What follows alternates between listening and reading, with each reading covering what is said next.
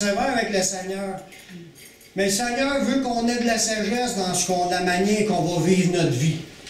Le sujet qu'on va regarder à propos justement dans le contexte de la mort puis l'analyse de tout ce qui tourne autour de cela, Dieu veut qu'on calcule la valeur de nos jours qui nous sont prêtés. La vie qu'on a, on l'a mentionné, est très courte. On est appelé à la perdre même. On est tous appelés à retourner à la poussière comme Dieu nous le dit dans sa parole. Puis là, il nous dit dans sa parole de calculer la valeur de nos jours qui nous sont prêtés. Pensez-vous à la mort? C'est une affaire que vous y pensez. Qu'est-ce qui va arriver? Comment est-ce qu'on va vivre ça? Comment est-ce qu'on va traverser l'autre bord?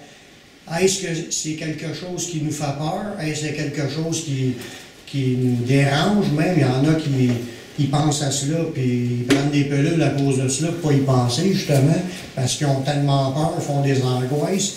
Ou on est insouciant, puis on s'en fout, puis on mourra, puis ça finit là, puis on pense que ça va arrêter là. Est-ce que la pensée de la mort vous fait réfléchir? Est-ce que ça vous fait méditer? Qu'est-ce qui va se passer? Puis il est important qu'on y pense.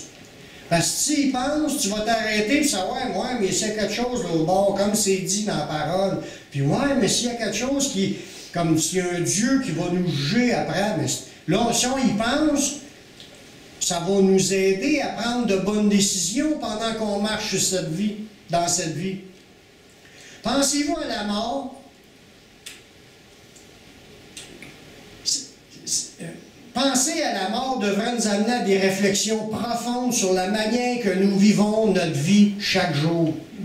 Penser à la mort, ça devrait nous amener à faire un recul, à faire attention, à analyser ce qui se passe, puis de poser chaque geste de notre vie, de le poser de la bonne façon. Parce que si on pense à la mort, puis qu'il y aura peut-être des conséquences après la mort, ça devrait nous amener à réfléchir, puis de prendre des décisions qui vont nous amener à prendre les meilleures décisions. La parole de Dieu nous enseigne à compter chaque journée prêtée, les considérer précieuses, puis de les vivre avec sagesse. Dans le psaume 90, le verset 12, ça nous dit « Enseigne-nous à bien compter nos jours, afin que nous appliquions notre cœur à la sagesse. » Enseigne-nous à bien compter nos jours, ça veut dire, on va s'apercevoir, si on les calcule, qu'il n'y en a pas si tant que ça des journées à vivre dans toute une vie. Moi, mettons, tu prends la moyenne d'une personne qui vit autour de 75 ans, mais dans 75 ans, il y a juste 900 mois.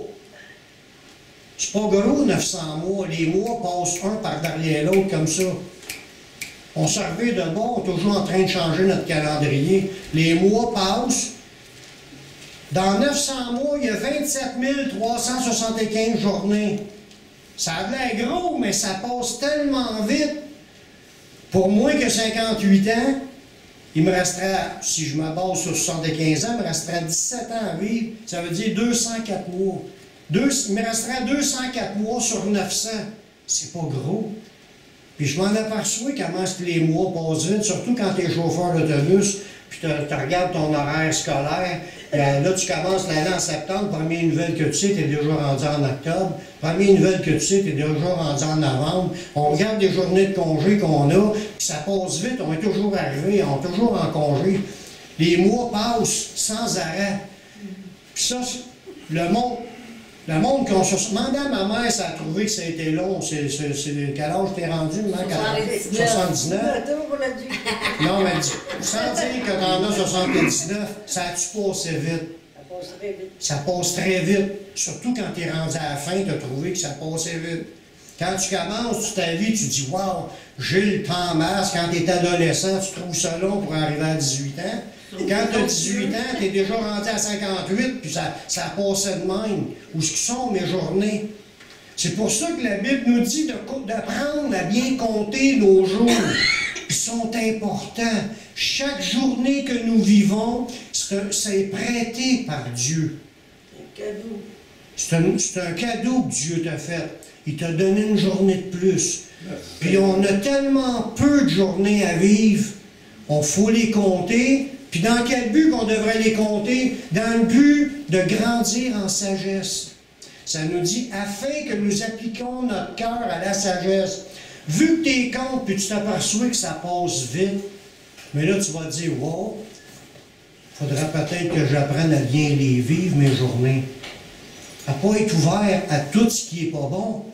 Comment est-ce qu'il y en a de gens qui ont pris des décisions dans leur vie, puis à cause qu'ils ont pris une décision dans leur vie, ils ont fait un geste grave, qu'ils ont mal calculé, puis sont retrouvés en prison pendant 10 ans, 20 ans, 30 ans. Ils se sont privés de leur vie, privés de leur liberté, privés de leur famille, privés de tout pendant longtemps, juste pour un simple geste. Puis ça, sans compter ceux qui ont fait le geste de dire, mais oh, t'as baissé à gaz, puis ils s'en vont, puis ils clenchent ça, puis ils pognent un accident, puis ils se tuent. Ils n'ont pas vécu avec sagesse, puis faire attention de vivre ça d'une manière comme si c'est précieux, puis qu'on veut la part de tout moment. Ça passe tellement vite qu'il peut arriver une affaire, puis on est privé, on en est privé d'un coup sec. Dieu veut qu'on ait de la sagesse dans notre vie qui est courte. On a une petite vie. Demandons à Dieu sa sagesse pour la vivre de la bonne façon. Puis dans la vivre de façon, moi en passant, je suggère de la vivre pour Dieu. Parce que c'est là qu'il y a le bonheur, la joie, on va le voir un petit peu plus tard. Quand il parle de sagesse, là, le mot sagesse qu'il y a là, dans ce verset-là, afin qu'on applique notre cœur à la sagesse, la sagesse veut dire prudence, de l'art. La vie d'une façon que ça soit comme une œuvre d'art, notre vie soit comme de l'art.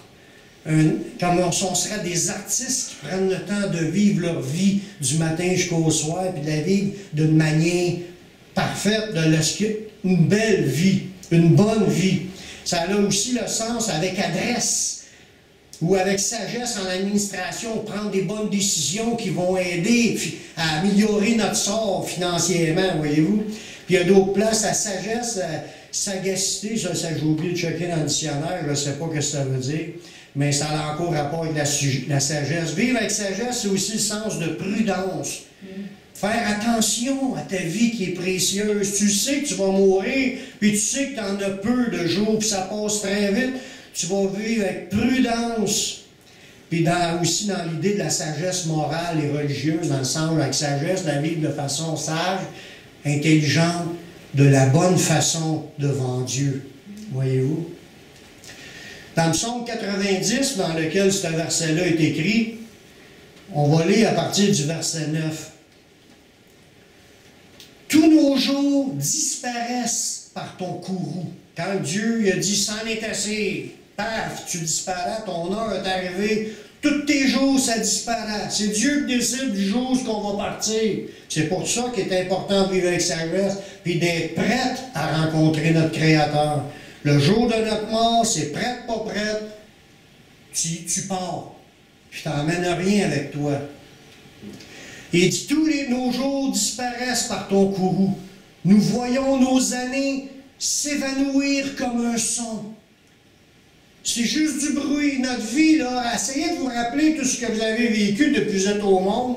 Impossible. Tout ce que vous avez un vague souvenir de quelques épisodes. Ça a passé comme un bruit. Ping!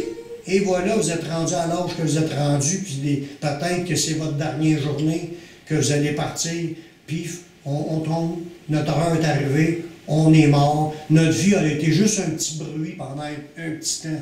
On a fait un petit peu de bruit sur cette planète, puis on disparaît.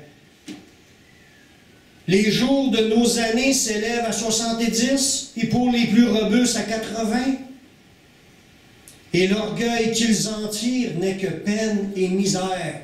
On a beau être fiers et de se vanter de tous nos exploits qu'on a faits, c'est tellement minime, c'est tellement rien, tout ce qu'on a pu faire comme exploit jusqu'à aujourd'hui.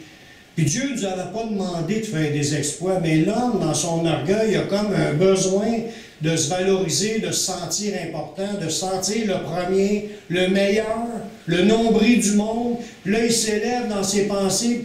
Tu as juste une petite vie.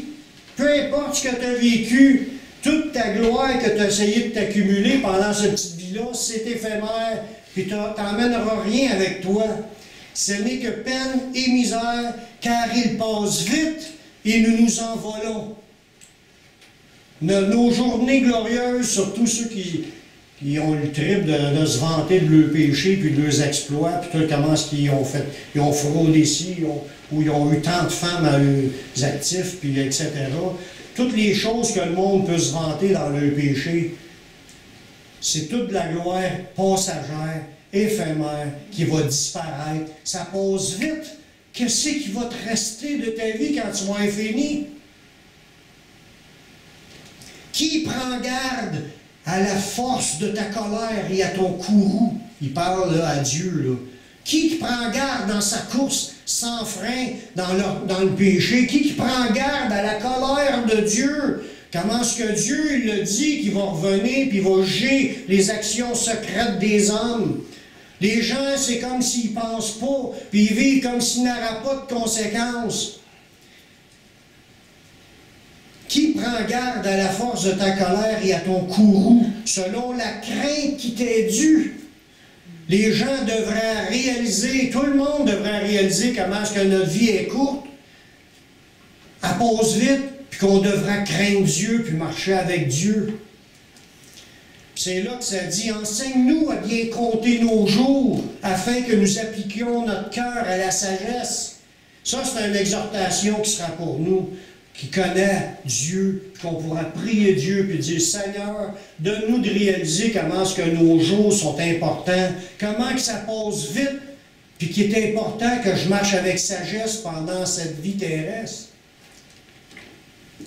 Jacques nous dit que notre vie est aussi brève qu'une brume du matin, dans Jacques 4,14. Et dites-vous qui ne savez pas ce qui arrivera demain, car qu'est-ce que votre vie?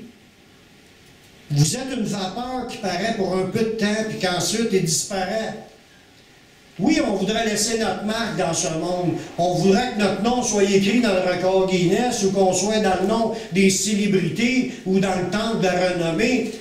On voudrait que notre nom soit quelque part, sur un nom d'une rue ou sur le nom d'une ville. Mais tout ça, c'est rien. Il dit, on est juste comme une vapeur qui paraît, pouf, est disparue. Notre vie entière, puis on ne sait pas ce qui va nous arriver demain. C'est ce qu'il nous dit dans Jacques 4,14. On ne sait rien, on vit notre vie, puis on la vit comme qu'on pense, puis paf, notre vie est finie, puis on se retrouve l'autre bord. Disparaître si rapidement, et qu'après notre mort, Dieu amènera en jugement ce que nous aurons fait. C'est ça que le monde ne sait pas. C'est ça qu'on sait, puis qu'on doit lui dire. Il y a une résurrection des morts, puis un jugement après. Puis il est important d'avoir fait la paix avec Dieu, parce que l'ensemble de l'humanité vit sans Dieu. L'ensemble de l'humanité sont séparés d'avec Dieu, puis tous les gens ne savent pas ce qu'ils vivent, puis ils vivent leur vie, ils courent après toutes sortes d'affaires, pensant qu'ils ont un plaisir là-dedans. Oui, il peut en avoir des plaisirs, des satisfactions, mais c'est pas durable. Tu gagnes à la loterie, tu es content là, mais le lendemain que tu as tout dépensé, tu n'as plus rien. Il n'y a rien de durable dans tout ce qu'il y a dans cette vie, dans ce monde. Ecclésiaste 12, le verset 13 et 14, ça nous dit, « Écoutons la fin du discours, la fin du livre de l'Ecclésiaste. » L'Ecclésiaste est un homme sage, c'était Salomon, l'homme qui avait la plus grande sagesse sur la terre, une sagesse donnée par Dieu. Il a écrit ses idées sur la vie, puis tout le kit, puis lui, il a tout essayé dans le monde. Il a dit, j'ai poussé mon cœur à sonder les choses, puis aller au fond des choses. Il a analysé, lui, ce que c'est d'être propriétaire de beaucoup d'affaires, puis d'aller jusqu'au bout de tes rêves, puis au bout de tes buts, puis au bout de tes objectifs, puis au bout de tes passions, puis il a tout essayé. Le pire, c'est qu'il a tout perdu après, parce qu'il s'est éloigné du Seigneur. Mais quand il était dans la communion avec Dieu, lui a écrit dans son livre, « Écoutons la fin du discours. Crains Dieu et observe ses commandements. C'est là ce que doit faire tout homme, car Dieu amènera toute œuvre en jugement. au sujet de tout ce qui est caché, soit bien, soit mal. Jésus a dit à ses disciples, je vous le dis à vous qui êtes mes amis, tout ce que vous aurez dit dans votre chambre à coucher va être prêché sur les toits. On pense qu'il y a des moments qui sont cachés dans notre vie, il n'y a pas de moment. Il n'y a rien de secret qui ne doit être découvert. Ouch! Je n'ai pas entendu un amen là-dessus. Mais au moins, ouch! Oui, amen. Parce que c'est quelque chose quand tu sais que Dieu voit tout, ce que nous sommes, ce que nous pensons, ce que nous ressentons, puis il garde tout en mémoire, puis il dit à la fin, crains Dieu, observe ses commandements, c'est là ce que doit faire tout homme, ça comprend les femmes aussi, Oui. car Dieu amènera toute œuvre en jugement au sujet de tout ce qui est caché, soit bien, soit mal. Oui, en Jésus, on a le pardon de nos péchés, puis oui, en Jésus, on ne va pas en jugement pour nos péchés, ils sont pardonnés. Mais quand même, on va devant le tribunal de Christ pour recevoir selon le bien ou le mal qu'on aura fait étant dans son corps. Je sais que ça va être gênant. Il y a des événements de notre vie qui vont être gênants. C'est pour ça qu'il faut s'empresser à demander pardon, aller chercher le pardon du Seigneur. Notre vie est courte, on a une petite vie qui passe très rapidement. Il est important de faire la paix avec Dieu, puis de mourir en communion avec Dieu. Pardonner, ça veut dire mourir pardonné, parce que sinon, tout va être jugé, c'est la condamnation pour chaque péché qu'on a fait, c'est la condamnation éternelle, puis il n'y a pas un qui peut y échapper. Tout le monde va ressusciter. On va le voir dans une étude plus tard. La seule chose qui a de la valeur pour notre vie éphémère, parce que vu qu'on est une brume, on se dit, oui, j'ai juste une petite vie, je vais en vivre comme que je veux. Il y a beaucoup de monde qui pense comme ça. Je vais en profiter. On court après tout ce qui est ouvert devant nous.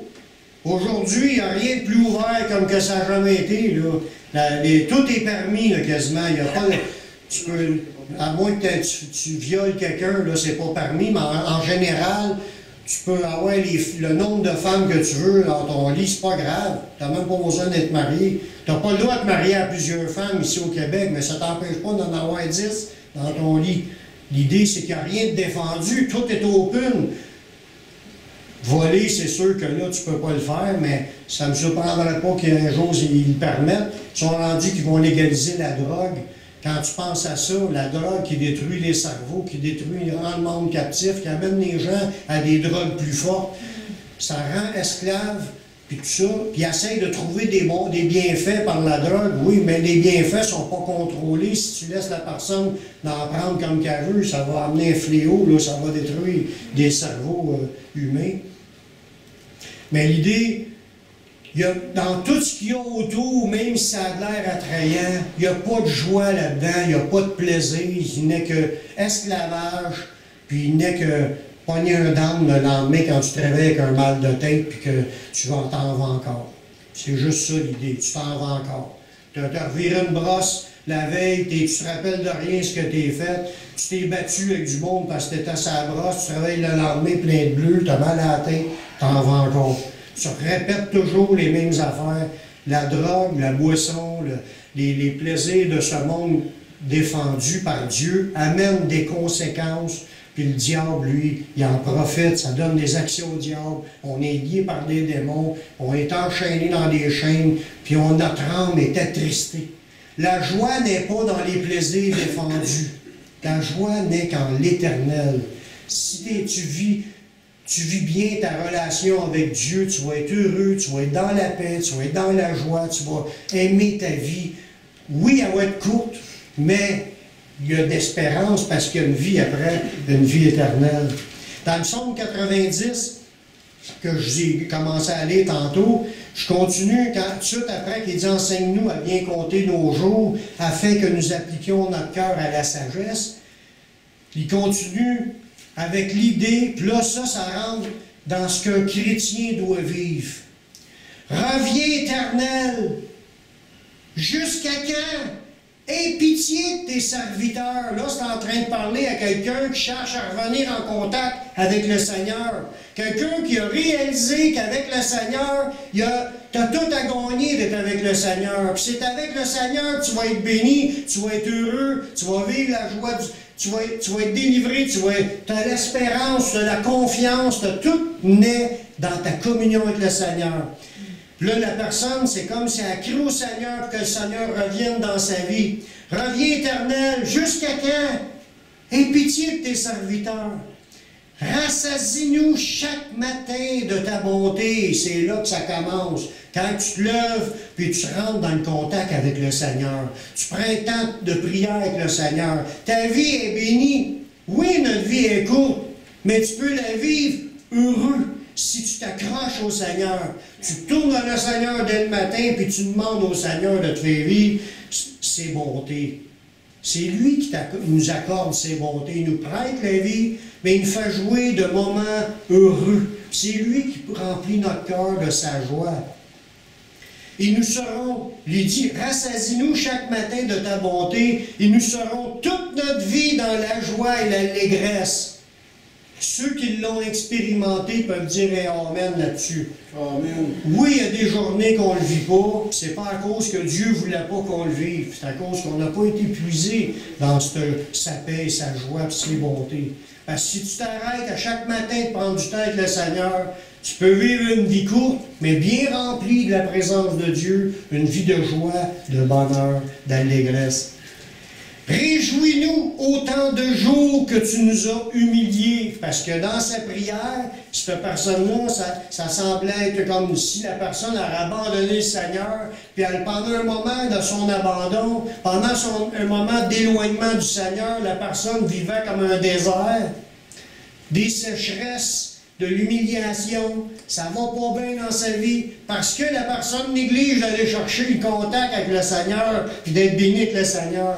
Elle a une vie courte, aussi courte que celle qu'elle a vécue avec le Seigneur, mais elle n'est pas bien remplie. Sa journée n'est pas remplie de la joie et de la paix, puis qu'on va chercher dans le Seigneur.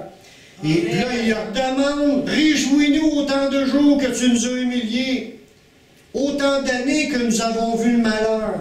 Que ton œuvre se manifeste à tes serviteurs et ta gloire sur leurs enfants. On voit que la personne qui est là, qui crie à Dieu, voulait et aspirait à voir la gloire de Dieu dans sa vie, à avoir un retour de la présence de Dieu dans sa vie, puis ça l'amènera un impact où? Dans ses enfants. Si on veut que nos enfants soient bénis de la présence du Seigneur, il faut commencer par l'être nous-mêmes. Il faut commencer par nous autres mêmes entretenir notre communion avec le Seigneur. La joie du Seigneur, l'allégresse, aller chercher ses bontés, crier à Dieu pour les obtenir, puis de vouloir voir sa gloire. On veut voir la gloire de Dieu. Qui ne veut pas voir la gloire de Dieu? On veut voir la gloire de Dieu, on aime ça voir des exaucements de prière, on aime ça voir des miracles, des guérisons, des délivrances, des gens qui sont bénis, qui reçoivent des bénédictions, comme de nouveaux emplois, etc. C'est des bénédictions, on aime ça, voir ça, puis on se réjouit avec nos frères et sœurs quand ils reçoivent des bénédictions. On est bénis, mais si on le vit, nos enfants vont en vivre une suite, une conséquence. Ça, c'est une promesse de Dieu. Prenez-les comme une promesse. Si je m'accroche au Seigneur, puis ma vie est remplie de la joie, puis de la paix, puis de la gloire, puis des bontés de Dieu dans ma vie, mais ça va avoir une répercussion sur nos enfants. Amen. Ça va les attirer à venir à Jésus. Mais si on est toujours en train de se plaindre, en train de critiquer, puis on ne prie pas, on ne cherche pas la face de Dieu, on ne cherche pas la joie du Seigneur, puis on est toujours en train de critiquer et chialer, comment ça va bénir nos enfants? Comment Dieu va bénir nos enfants si on n'est même pas nous-mêmes avec Dieu, puis on ne la vit pas, cette relation-là? Il dit que la grâce de l'Éternel, notre Dieu, soit sur nous. Amen. On veut la grâce de Dieu, on veut la bénédiction de Dieu. Puis là, dans sa prière, il dit, affermis l'ouvrage de nos mains. Oui, affermis l'ouvrage de nos mains. C'est ce qu'on a besoin. Puis quand une personne marche comme ça, mais sa vie éphémère, elle va être courte, mais elle va être d'une vie bénie par Dieu. C'est ça qu'on veut. Amen. Amen. C'est ce que je veux, puis je l'espère pour chacun de vous. Amen. Pour pouvoir profiter pleinement d'une vie remplie avec le Seigneur, cela coûte quelque chose. Cela coûte quelque chose. Dans Matthieu 16, le verset 24 à 26. C'est Jésus qui l'a dit.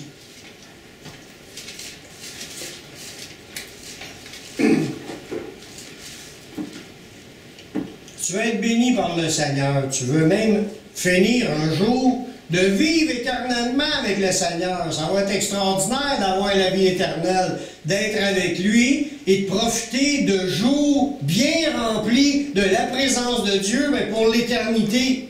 L'autre bord, on n'aura pas de moment déconnecté avec le Seigneur. L'autre bord, c'est plénitude, de joie, rempli du Saint-Esprit, rempli de sa paix, de son amour, la joie de vivre tous les jours pour l'éternité, rempli de la présence du Seigneur. Ça, là, c'est dans le ciel. Un jour, c'est ça qui nous attend. Mais pour se rendre là, dans cette vie abondante, dans cette vie éternelle, dans Matthieu 16, 24 à 26, Jésus dit à ses disciples, « Si quelqu'un veut venir après moi, qu'il renonce à lui-même, qu'il se charge de sa croix et qu'il me suive. Amen. Car celui qui voudra sauver sa vie la perdra. Mais celui qui la perdra à cause de moi la trouvera. Et que servirait-il à un homme de gagner tout le monde s'il perdait son âme? Ou que donnerait un homme en échange de son âme? Car le Fils de l'homme doit venir dans la gloire de son Père avec ses anges, et alors il rendra à chacun selon ses œuvres. Voyez-vous quel est le prix à payer pour pouvoir profiter, oui, pendant notre vie éphémère, d'une vie et d'être rempli de la joie et des bontés de l'Éternel, mais d'être rempli aussi dans notre vie éternelle, d'une vie remplie de joie et de bonté et des bénédictions de l'Éternel. Pour obtenir les bénédictions qui viennent de Dieu dans notre vie éphémère, commençant par ici, il y a un prêt à payer. Il faut être prêt à renoncer à nous-mêmes. Je suis prête. Quand on est dans le monde, là, avant de connaître le Seigneur, on ne renonçait pas du tout à nous-mêmes. On profitait de tout pour nous-mêmes. Mais quand tu arrives à Jésus, tu commences à dire non à beaucoup d'affaires. Tu n'as plus de blonde, là. Tu n'as pas de blonde, là. Tu vis pour le Seigneur. Si tu n'es pas marié, tu restes comme ça, puis tu ne profites plus de ce que tu pourrais avoir. Amen. Puis si tu es marié, tu ne regardes pas non plus ailleurs, tu ne magasines plus, tu as fermé les boutiques pour toi, ils sont fermés. Tu magasines Plus de plus. lèche-vitrine. Plus de lèche-vitrine. Ça, je parle de ce côté-là, mais tous les aspects de profiter de ce qui est croche, de ce qui est pas droit. Être droit, être juste, c'est la vie du Seigneur. Marcher croche, c'est pas droit, c'est le contraire d'être croche, c'est tortueux. Oui, notre cœur, il a plein de bonnes idées tortueuses, des mauvaises idées tortueuses. Mais Dieu dit de ne pas suivre ces voies-là. Suivre le chemin que lui a enseigné. Tu renonces à toi-même, c'est que tu décides, là, il faut que j'arrête. Il faut que je mette un arrêt à ma vie de péché. Il faut que tu arrêtes. Il faut que tu t'engages à suivre Jésus. Tu as commencé à obéir à ce que Jésus dit. C'est là que ta vie commence à changer. Amen. Tu donnes ta vie au Seigneur, il te pardonne de tes péchés. Tu es repentant, tu le suivre, il t'accueille. Merci, Mais Seigneur. il y a un commencement de dégagement qui se fait, là. Tu te dégages de ce qui te tient captif, puis il t'amène à vivre une nouvelle vie avec lui. C'est là que tu commences à profiter des bénédictions de l'Éternel chaque jour. Tu veux venir où ce qui est Jésus? Arrête ta vie. Qu'est-ce que tu vis là? Quand on entend des fois dans une fin d'une prêche, Viens à lui tel que tu es. Non, c'est pas tel que tu es. Oui, tu n'as rien ajouté dans le sens, tu peux pas arriver là avec 100$ et dire que tu vas acheter ton salut. Tel que tu es, à ce niveau-là, c'est pas pire. Tu n'as rien, puis il va venir. Mais il faut que tu sois repentant. C'est pas tel que tu es. Il faut que tu veuilles changer de vie. Si tu veux continuer à vivre ta vie de péché comme tu faisais avant, tu n'auras pas les bénédictions de Dieu. Enseigne-nous à vivre avec ta sagesse. La sagesse, c'est de dire, mais là, le Seigneur m'appelle à être sauvé. La sagesse, on m'a enseigné, je suis mieux d'écouter ce qu'il dit, puis de m'engager à le suivre. J'ai tout à gagner de suivre Jésus. Amen. Amen. Il dit, celui qui voudra sauver sa vie, la perdra.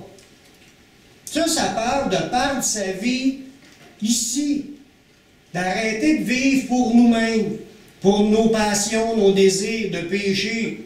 Oui, tu peux, comme je l'ai dit, tu aimes ça à la pêche. Tu peux y aller à la pêche. C'est pas à la pêche qui est le problème. Si tu vas à la pêche d'un endroit que tu n'as pas le droit d'aller à la pêche, ça, c'est illégal. Mais l'idée, c'est pécher, il faut t'arrêter de pécher. Celui qui perdra sa vie à cause de moi, la trouvera. C'est là qu'on trouve la vie. On a déjà commencé à trouver la vraie vie. La vie de relation avec Dieu, puis les bénédictions de Dieu qu'on peut en avoir, sa joie, sa paix, ses moments de rafraîchissement, de restauration, les délivrances, les guérisons. Tu trouves ta vie quand tu l'abandonnes au Seigneur. Quand tu t'arrêtes de vivre pour toi. C'est là que les bénédictions commencent. Considère tes jours que tu as à vivre, il n'y en a pas gros, mais vis-les donc pour le Seigneur. Tu vas être béni. Tu vas découvrir la nouvelle vie qui est en Jésus. Alléluia. Puis ceux qui hésitent, ils rajoutent Jésus. Et que servira-t-il un homme de gagner tout le monde s'il perd son âme? Parce que si tu gardes ta vie, tu marches en rébellion, puis tu veux continuer à être en rébellion toute ta vie, t'as beau avoir eu une accumulation de biens ou de richesses, ou peu importe de ce que tu as accumulé, des scores dans ci ou dans ça, mais si tu perds ton âme, ça a servi à quoi? On a tout à gagner de suivre Jésus. Premièrement, pour que notre âme soit sauvée. Amen. Amen. Puis il dit, et que donnerait un homme en échange de son âme? Y a-tu de quoi que Dieu est capable d'accepter en échange pour te donner le salut? Il n'y a rien. Il y avait juste le sang de Jésus qui était assez puissant puis acceptable aux yeux de Dieu pour te donner le pardon de tes péchés puis te donner une place dans la vie éternelle. T'as beau être l'homme le plus riche de la terre, même ta richesse ne t'appartenait même pas. Ta richesse est à Dieu. Tout ce qui a été créé appartient à Dieu. Il y a un verset qui dit « La terre est au Seigneur et tout ce qu'elle renferme. » C'est Dieu qui l'a créé. Même si Dieu t'a prêté la vie puis t'a accumulé des biens puis de la richesse, tout ça, ta vie et tes biens appartenaient à Dieu. Puis tu n'emmènes rien quand tu pars. Tout va rester là. Puis Dieu dit, vis avec sagesse. Compte tes jours, puis vis-les avec sagesse. Vis pour le Seigneur. Amen. L'enjeu de notre vie n'est pas je dois marcher d'une manière juste, sinon je risque d'aller en prison. C'est pas ça l'enjeu. C'est pas grave, cela, qu'est-ce qu'on dit là. C'est pas un si grave enjeu. Le véritable enjeu est au niveau de ta vie éternelle. La question est, qu'est-ce que je fais de Jésus? Cela va déterminer où tu vas passer l'éternité. L'enjeu, c'est notre éternité. Où est-ce qu'on va être après notre mort? Notre vie est courte. Elle est juste une vapeur. Mais si tu n'as pas pris la bonne décision, c'est l'éternité au complet que tu risques de perdre. Il n'y a rien que tu vas pouvoir donner à Dieu en échange de ton âme. C'est aujourd'hui, pendant que tu es dans cette vie, il faut que tu deals là-dessus et que tu prennes la bonne décision d'accepter Jésus comme ton sauveur personnel, afin d'être sauvé, afin de t'assurer que tu vas avoir une place là au bord pour toi, une place qui t'attend. Dans Marc 8, 37 et 38, qui est dans le même passage que Jésus dit que donnerait un homme en échange de son âme, mais là c'est dans Marc, il rajoute une phrase.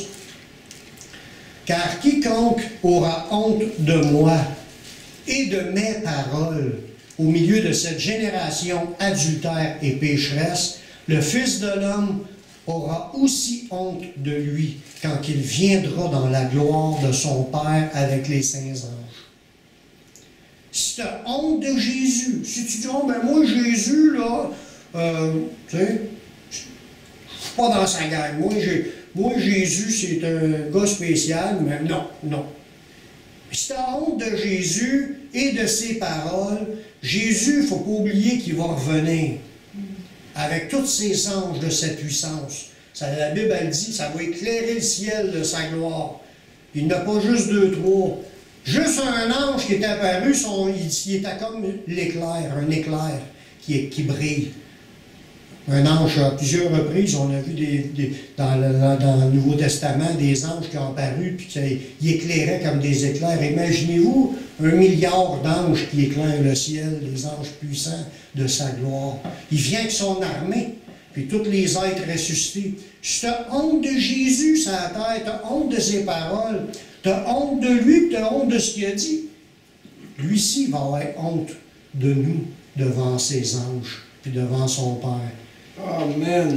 C'est pour ça que c'est important de considérer nos jours. C'est-tu si important que ça de passer un trip de péché pendant, mettons que tu en profites pendant 20 ans, 25 ans. Des fois, c'est des péchés que ça dure rien qu'une seconde, 3-4 secondes. Là. C'est tellement vite, là, tu substiles, tu voles de quelque chose. Tu penses que tu t'es enrichi, tu as une petite fierté, là, juste de même. Puis peut-être tu n'en as même plus d'effet, si tu fais ça par habitude. Ça ne vaut pas le coup. Les péchés ne valent pas le coup. Il n'y a aucun péché qui vaut le coup de sa punition qui est attendue. Même le fait de dire, « Ah, moi j'aime pas ça, je me sens intimidé quand je parle de Jésus, j'ai honte de parler de Jésus. » C'est quoi cette honte-là que tu peux vivre pendant quelques secondes comparé à la gloire éternelle, ce que Dieu t'offre? Autant, juste le temps de vivre, même si tu n'auras pas la gloire éternelle, juste le fait d'être permis de vivre pendant l'éternité, ça ne se compare pas les effets positifs ou plutôt négatifs des péchés de ce monde comparé à la gloire à venir qui sera réservée pour nous dans les cieux. Oui, ça coûte de quoi suivre Jésus, mais il faut être prêt à l'accepter, à le suivre, même si ça coûte quelque chose. Dieu nous dit de bien considérer le chemin que nous prenons. Notre vie est courte, par chaque jour on prend des décisions. Puis il y a des chemins qui nous rapprochent de Dieu, puis il y a des chemins qui nous éloignent de Dieu. Puis dans Proverbe 4, 26, 27, ça dit « Considère le chemin par où tu passes, et que toutes tes voies soient bien réglées. N'incline ni à droite, ni à gauche, et détourne ton pied du mal. » Considère, il faut que tu prennes une analyse, il faut que tu fasses attention. C'est pas tout ce qu'il y a comme offre devant nous qui est de Dieu. Il y en a des offres qui nous sont offertes, c'est des tentations, c'est des pièges. C'est pour te tester. Dieu voit le test, puis toi, tu embarques ou tu refuses. C'est toi qui décides. Refuse les tests qui ne sont pas de Dieu, les choses que tu sais que c'est un chemin raboteux, c'est un chemin de mal. Il dit, considère le chemin par où tu passes et que toutes tes voies soient bien réglées. Contrôle ta vie, fais attention, contrôle ta bouche, contrôle tes pensées. Parce que ça nous demande dans la parole d'avoir des pensées pures, dignes de louange, qui méritent l'approbation. Nos paroles, c'est la même affaire. Il dit, quelqu'un est capable de tenir sa langue en bride, c'est un homme parfait, que Jacques dit. Mais il dit qu'il n'y a pas grand monde qui réussit.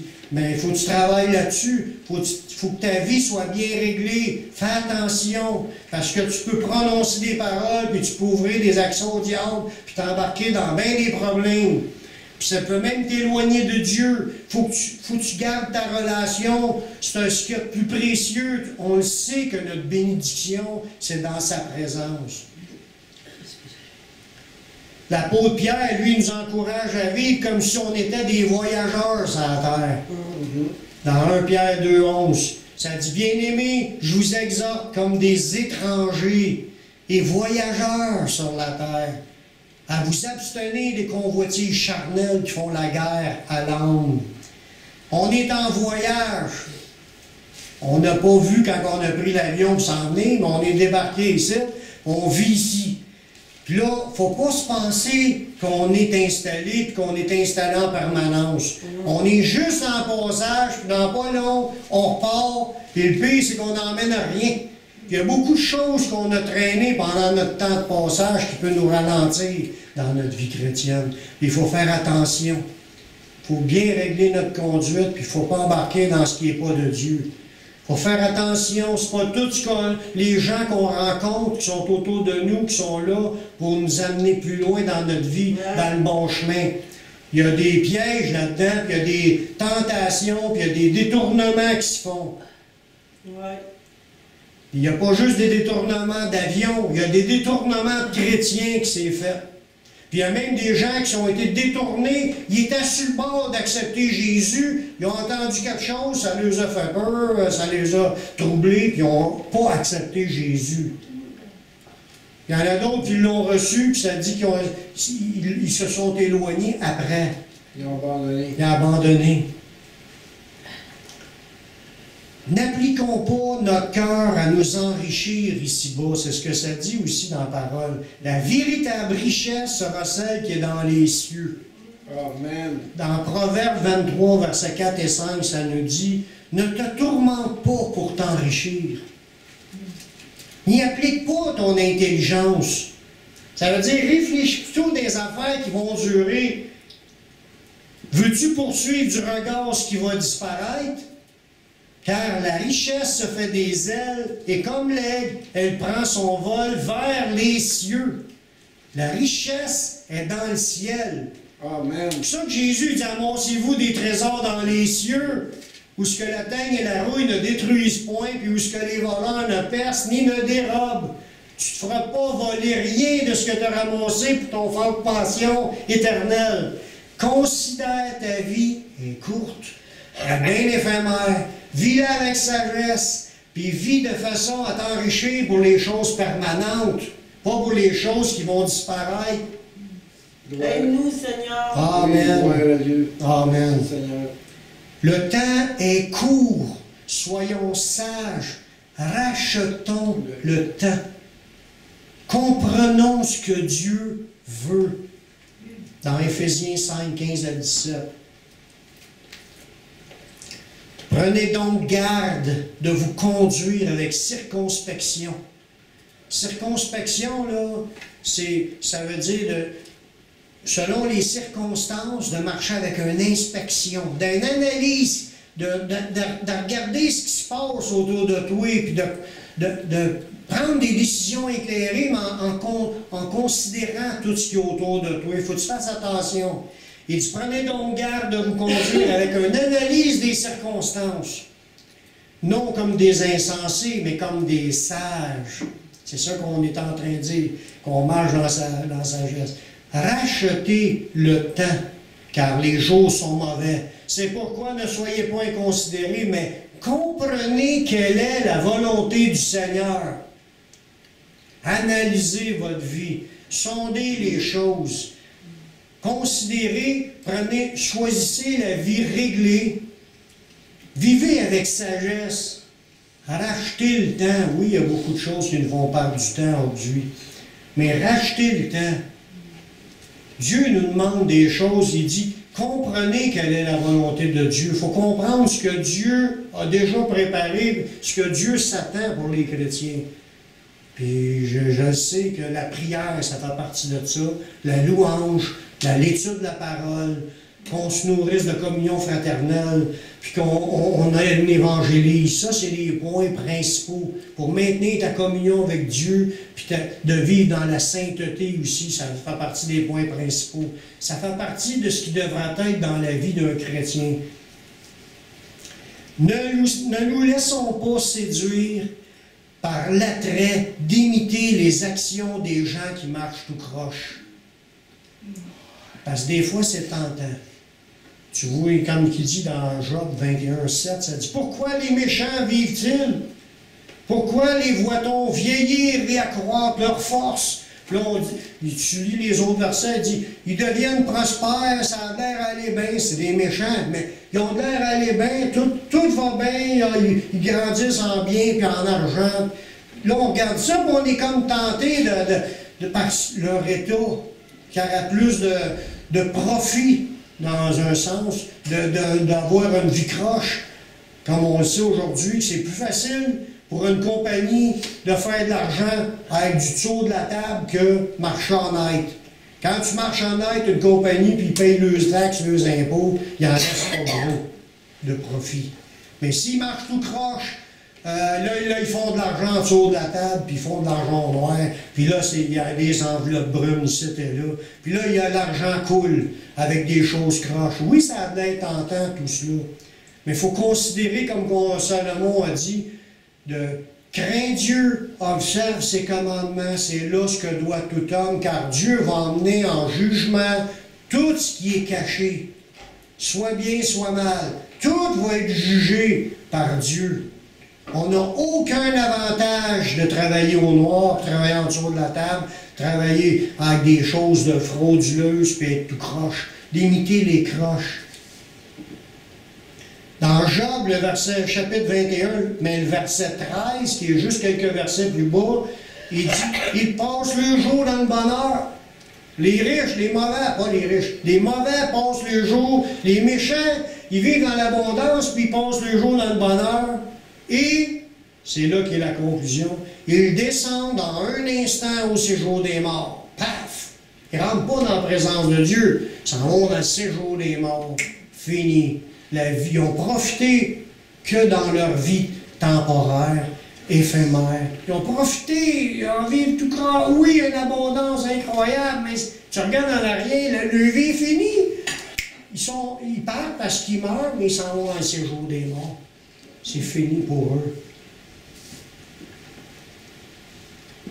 Tout ce que nous voyons va disparaître. Il n'y a rien dans ce monde qui ne disparaîtra. Jésus le dit, le ciel et la terre disparaîtront. Il y a un moment fixé par Dieu, ce que tout va disparaître. Mais, si nous vivons en fonction de la parole de Dieu, nous vivrons éternellement. Amen. Alléluia. Dans 1 Jean 2,17, le monde passe, puis sa convoitise aussi. Mais celui qui fait la volonté de Dieu demeure éternellement. Amen. On a tout à gagner de marcher avec le Seigneur. Jésus nous invite à aller à lui. Il nous dit dans Jean 5,40, « Et vous ne voulez pas venir à moi pour avoir la vie? » Il dit, oui, il faut que tu sois prête à perdre ta vie. Mais tu ne veux pas venir à moi pour avoir la vie. Dieu veut te donner la vie. Il l'a fait, il appelle tous les hommes à lui. On ne voudra pas aller à Jésus pour avoir la vie. Oui, on veut aller à Jésus pour avoir la vie.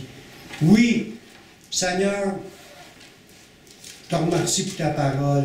Je te remercie pour tout ce qui est écrit là, pour nous inspirer, nous instruire, pour nous donner la voie à suivre. Merci, Seigneur, de te révéler pour qu'on puisse considérer le temps qu'on vit, puis de vivre de façon qui te glorifie. On veut vivre ces moments-là qui nous restent, Seigneur, en communion avec toi. Vivre de tes bontés, vivre de ta joie et de ta paix, la communion de ton esprit. Seigneur, on veut perdre notre vie. On veut abandonner tout ce qui est péché dans notre vie et donne-nous de rester dans cette voie droite jusqu'à la fin. Amen. Amen.